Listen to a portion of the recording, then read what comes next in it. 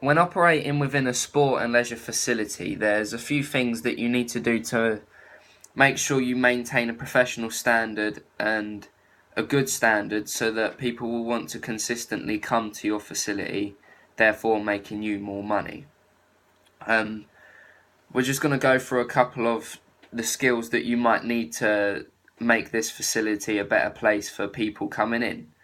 The first one would have to be the ability to handle complaints.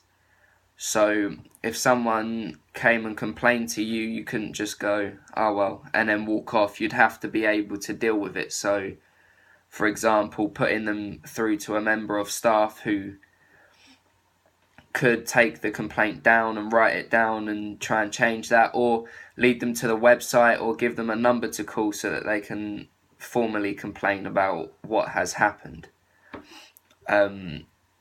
You'd also need to be presentable, so speak correct English and be able to just show off a professional standard, really. I mean, presentable comes under the same sort of thing as professional, where you need to look the part and you need to speak like you're the part, and you just need to make sure that your facility comes off in a professional, good manner, so then people will want to come back more because it will look more organised, and therefore you'll be making more money because they'll think to themselves, well, that's an organised place, I want to go back there because it's thought out really well and it looks really good and it's really nice and I had a fun time.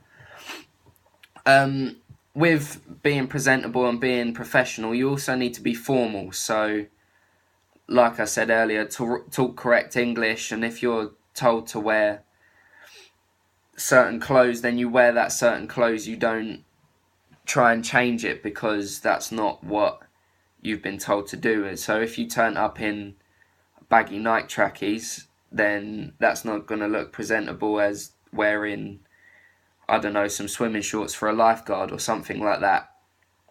It just makes your company look a lot more better and a lot more professional than the other companies. You also need to have confidence when you're operating in a facility, because if someone comes up to you asking you questions, you need to be able to direct them and tell them where to go without kind of just running off and being all shy. And especially if you're working on reception, you need to be able to talk to people and call them over and get them to come to your bit and ask them what they want to do for the day. So say they're going to do badminton, you call them over and ask them and take their booking in and all that sort of stuff.